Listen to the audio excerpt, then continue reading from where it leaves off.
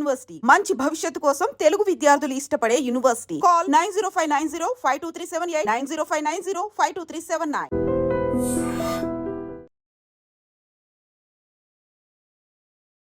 అందరికీ నమస్కారం. నేను Swaroopa Potlapalli. Welcome to trending topic.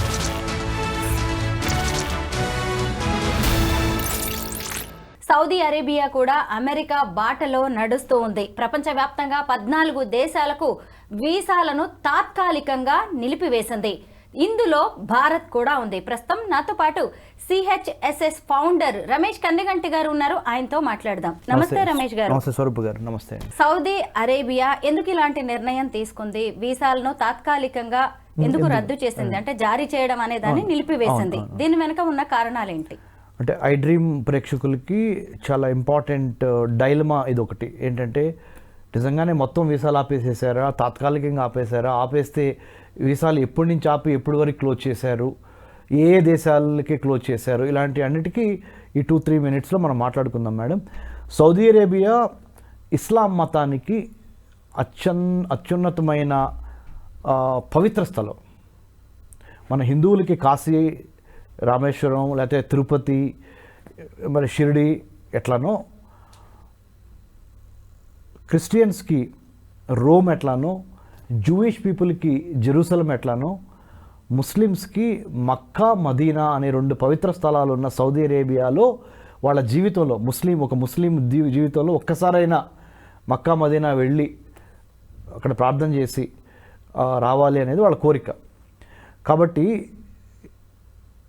ముఖ్యంగా క్లైమాటిక్ కండిషన్స్, విపరీతమైన వేడి, తర్వాత రంజాన్ మాసము, విపరీతమైన రద్దీ, రెండోది. మూడోది అన్నిటికీ మించి చాలా ఇదివరకు కూడా ఘటనలు జరిగినాయి. స్టాంపీడ్ అంటారు ఇంగ్లీష్లో, తెలుగులో త్రొక్కిసలాట. ఒకేసారి huge congregation of crowd management చేయటం it has become next to impossible. లక్షల మంది ఒకేసారి సౌదీలో దిగితే hotels, food, health facilities, transport, security చూడండి ఎన్ని చేయాలో. మున్సిపాలిటీ సంబంధించి వాళ్ళు, రెవెన్యూ అంటే so many departments have to work overnight to give facilities to these people. వేరే ఉద్దేశం ఏమీ లేదు సౌదీ అరేబియాకి, వేరే ఉద్దేశం ఏమీ లేదు.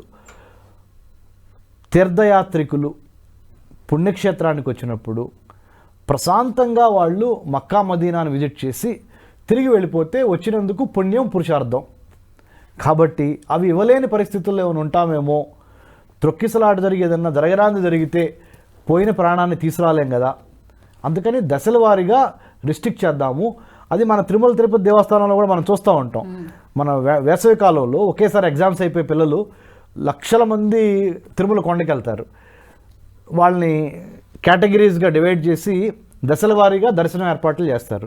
సేమ్ వే సౌదీ అరేబియా మక్కా, మదీనాలో కూడా వాళ్ళ యొక్క అంటే ఆలోచన ఏంటంటే తక్కువ మందిని తీసుకున్న వాళ్ళని జాగ్రత్తగా పంపిద్దాం. కొన్ని వార్తా కథనాల ప్రకారం ఏంటంటే ఫిబ్రవరి నెల నుంచే ఈ రిస్ట్రిక్షన్ స్టార్ట్ చేశారు.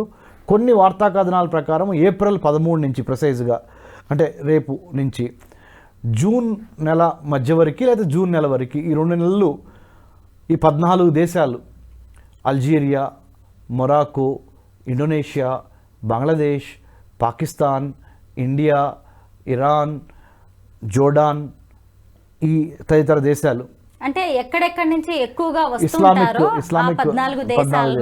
Indonesia is the Pakistan, Bangladesh. Indonesia is the world's largest Muslim population living in Indonesia. What is next? రెండోది భారతదేశమే. పాకిస్తాన్లో కూడా అంతమంది ముస్లిమ్స్ లేరు, భారతదేశంలో అంతమంది ముస్లిమ్స్ ఉన్నారు. సో భారతదేశాన్ని అందుకనే ఇంక్లూడ్ చేశారు. ఎందుకంటే ఇక్కడి నుంచి భారతీయుల్లో ఎక్కువ మంది ఇస్లామిక్ ఫెయిత్ ఉన్న ఒక 22 నుంచి 23, ఒక 25 కోట్ల వరకు భారతదేశంలో ఉన్న 140 కోట్లలో 25 crores వరకు ఇస్లామిక్ ఫెయిత్ని ఫాలో అయ్యే మన ముస్లిం సోదరులు ఉన్నారు, సోదరీమణులు ఉన్నారు. సో వాళ్ళందరూ ఒకేసారి మక్కా వెళ్ళారు అనుకో, మదీనా, సౌదీ అరేబియా, మరి ఇబ్బంది కదా. కాబట్టి ఈ తాత్కాలిక బ్యానే రాజకీయపరమైన కారణాలతో కాదు, సైనికపరమైన కారణాలతో కాదు, ఓన్లీ యాత్రికులు, ముస్లిం యాత్రికుల యొక్క యోగక్షేమాలని దృష్టిలో పెట్టుకొని మాత్రమే చేశారే కానీ అమెరికా డొనాల్డ్ ట్రంప్ అమెరికా యొక్క పాలసీలకి దీనికి అసలు సంబంధం లేదు. Completely it is the welfare of the passengers or pilgrims అంటారు, తీర్థయాత్రికులు, వాళ్ళ యొక్క యోగక్షేమాన్ని దృష్టిలో పెట్టుకొని తీసుకున్న నిర్ణయమే. కాబట్టి నథింగ్ టు వర్రీ. మన టైం మనకి జూన్ తర్వాత నుంచి మళ్ళీ ఫ్రీగా గేట్లు ఎత్తేస్తారు, any time they can go. But ఇప్పుడు కొద్దిగా రంజాను ఇవన్నీ ఉన్నాయి కాబట్టి ఎక్కువ మంది కోసం పెట్టిందే కానీ ఇంకా వేరే కారణాలు ఏమీ లేవు మేడం. అంటే భారతదేశానికి సౌదీ అరేబియాకి ఏమైనా చెడిందా అని కొంతమంది అంతకనే ఏమన్నా రిస్ట్రిక్షన్స్ పెట్టారా, అదేం లేదు. ఓన్లీ ఇట్ ఈస్ ది వెల్ఫేర్ని దృష్టిలో పెట్టుకొని పెట్టింది.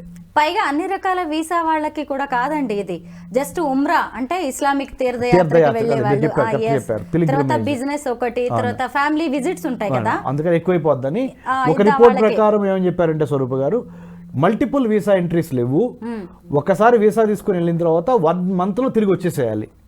So that I can give more I can take care of the pilgrims very well అని Saudi Arabian authorities they felt. నిజమే, ఎందుకంటే అంత్య నిష్ఠూరం కంటే ఆది నిష్ఠూరం మేలు అని చెప్పి ముందుగానే చాలా ముందు చూపుతో ఇది నిర్ణయం తీసుకున్నట్టే. కీడించి మేలించమంటారు కదా తెలుగులో. అంటే ఒకేసారి అంతమంది ఒకేసారి వెళ్ళిపోయారు అనుకోండి, ప్రపంచం మొత్తంలో నుంచి ఇస్లామిక్ కంట్రీస్ అన్నీ ఒకేసారి సౌదీలో దిగినాయి అనుకోండి, it will be very difficult to manage the civic communities and hygiene, ముఖ్యంగా హైజీన్ అంటే పరిశుభ్రత, plus transportation, medical facilities, food, accommodation, ఇంకా many security matters. So many things put together. It is better to restrict temporarily for a certain period of time, as you said very correctly.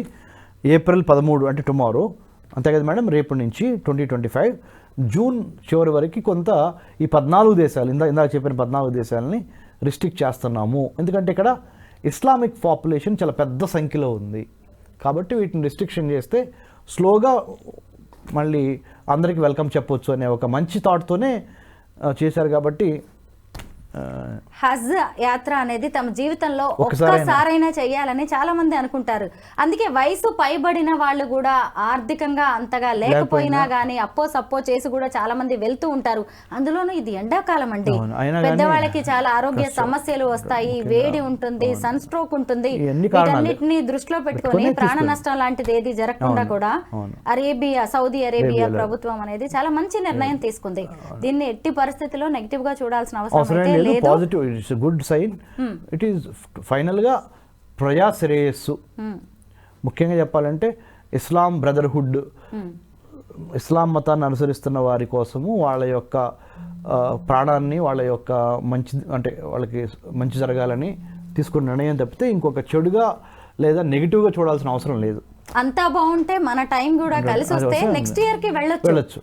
అంత విషయంలో భయపడాల్సింది లేదు. ఇంకొకటి ఏంటంటే ఇలాంటి నిబంధనలు ఉల్లంఘిస్తే 5 ఏళ్ల జైలు శిక్ష, 2.5 లక్షల వరకు జరిమానాని కూడా సౌదీ అరేబియా ఇస్తాము అని చెప్పేసి కూడా ఇప్పటికే వార్నింగ్ ఇచ్చింది. ఆ విషయంలో కూడా కేర్ఫుల్ గా ఉండాల్సిన అవసరం. ఎందుకంటే వాళ్ళు చాలా స్ట్రిక్ట్ గా రూల్స్ అండ్ రెగ్యులేషన్స్ ఫాలో అవుతారు. సౌదీ అరేబియా చాలా స్ట్రిక్ట్ గా ఉంటుంది. వాళ్ళు ఒకసారి వాళ్ళు చెప్పారు అంటే government they will follow. So better listen to the government, better follow the rules and regulations. మన జాగ్రత్త కోసమే కదా, మన శ్రేయస్సు కోసమే కదా, ఆ విధంగా తీసుకొని దాన్ని వేరే విధంగా భావించకుండా ముందుకు వెళ్తాం మంచిది. పైగా దీని మీద భారత్ వైపు నుంచి కూడా ఎలాంటి అభ్యంతరాలు ఉండవు. అది వాళ్ళ దేశం తీసుకున్న నిర్ణయం, పైగా ప్రజా శ్రేయస్సు ఇందులో ఉంది. మంచి నిర్ణయం కాబట్టి మన వాళ్ళు కూడా స్వాగతించారు, మన గవర్నమెంట్ కూడా. నిజమే, ఇది అంతా బాగుంటాయి. నెక్స్ట్ ఇయర్ కూడా ఇంకా కొన్ని సవరణలు చేసేసి ఇంకా మంచి నిర్ణయాలు. మీరు అన్నట్టు కింద హజ్ చేయటం అనేది, హజ్ యాత్రకి వెళ్తాం అనేది జీవితంలో ఒక్కసారైనా ఒక ముస్లిమ్స్లో ఇది ఒక మంచి క్వాలిటీ ఏంటంటే, పేదవాళ్ళైనా ముస్లిమ్స్ వెళ్ళాలనుకుంటే ధనిక ముస్లిమ్స్ చాలా మంది సౌదీ అరేబియా ఆ హజ్ యాత్ర చేయడానికి డబ్బులు ఇస్తారు. మన ప్రభుత్వాలు కూడా స్పెషల్ ఫ్లైట్స్ వేయటము, స్పెషల్ పర్మిషన్స్ ఇవ్వటము ఇవన్నీ చేస్తున్నాయి. అంటే మైనారిటీ సంక్షేమం కోసం, అది క్రిస్టియన్స్ అయినా కానీ మరి ముస్లిమ్స్ అయినా కానీ మైనారిటీ సంక్షేమం కోసము ప్రభుత్వ నిర్ణయాలు కొన్ని ఒక్కోసారి they are helping, they are trying to keep minorities in a good humor. Thank you, Ramesh. Thank you, Andy.